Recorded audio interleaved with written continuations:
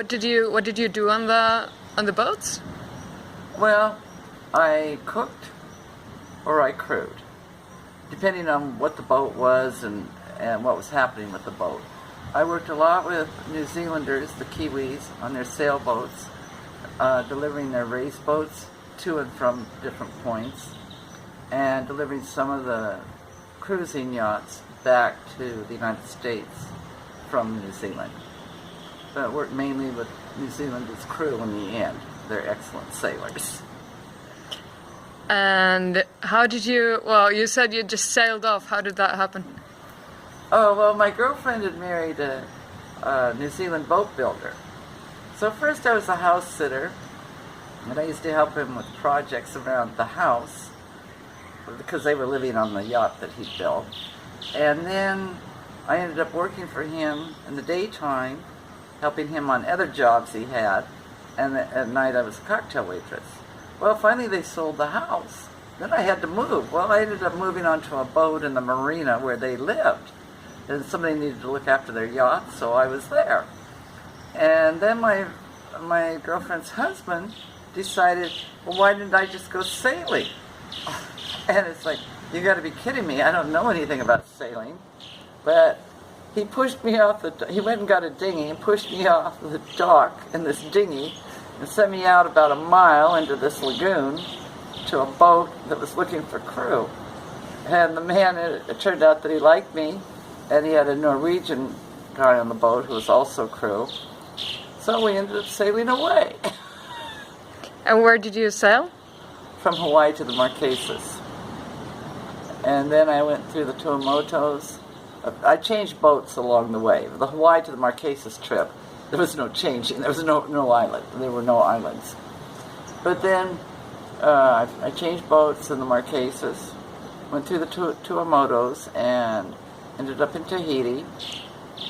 Changed boats there, and got onto a German yacht. And so we were supposed to be going to Bora Bora, but all of a sudden he skipped Bora Bora. And after we pulled the anchor, I could tell that this man was crazy. So after we started sailing, he told me, oh, we're not going to Bora Bora. I said, oh, where are we going? He told me, oh, we're going to go to Samoa. I said, oh, okay, fine, because I know a lot about Samoa. I've been there before. And then after about 5 days, he told me, no, we're not going to Samoa. Oh, well, where are we going? Oh, we're going to Subaru. I said, where's that? And he told me, well, you're such a fucking smart American. Figure it out. So I went down and I looked in his books. They were all in German. And figured out Subaru was in the Northern Cook Islands, and it was an uninhabited island. Oh, that's where I really wanted to go with this crazy man.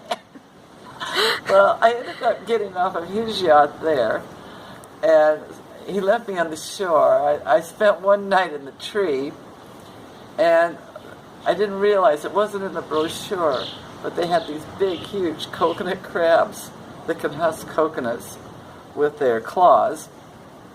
And they also had wild pigs. So I got up in a tree with a big stick and spent the night in the tree. Next day, I ended up moving on to a South African boat with this couple. And then it turned out that there was another yacht with Americans on it. So I got on their yacht because they sailed into American Samoa. And I mean, that was the beginning of how it all got crazy. And then I started a program in Samoa teaching anti-littering, decomposition, and recycling to the school children. It was a presentation kind of like Sesame Street.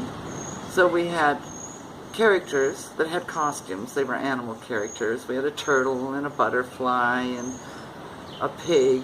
I always got to be the pig, the stupid little pig that always littered. And we had props that were really big, like a storefront and a little bus that we could push around. We could all get inside the little bus and push it around. So I did that for 3.5 years. And that's the time you lived on Samoa? Yeah. And then you that moved. was part of it. Uh-huh. and you speak Samoan. Yes.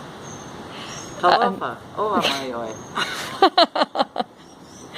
And after that, what happened? You were sailing again. No, Right. well, No. no. Finally, after that, I started thinking, oh, gee, I'm not getting any younger, and I better sort something out for my retirement.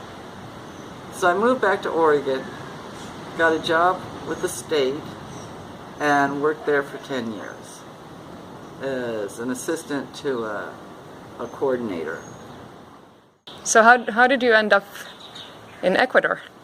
Well, I had friends that I knew in Samoa who had moved to Panama. And so they kept telling me how cheap Panama was, and I should come to Panama. And after I started looking on the internet, it's like, oh, the prices were going up too high for me. And I looked further on the internet, I found Ecuador. It was still cheap here. So I decided, okay, I'm going to go there and check things out. And you've been living here for 6 years, 7 years? Close to 6 years. Yeah. Do you like it? I love it. I found a place that just fits me perfectly. Okay. What is it that you like about being here? I love the people here. Well, first of all, the climate is excellent for me because I've been in tropics for about 30 years. But the people here are so fantastic. They're just the warmest, kindest people you could ever imagine in the whole wide world. So you know a lot of locals, and you're quite active, like in the local community, right? Somewhat, yes. I also have a refrigerator full of beer, so they're quite active with me.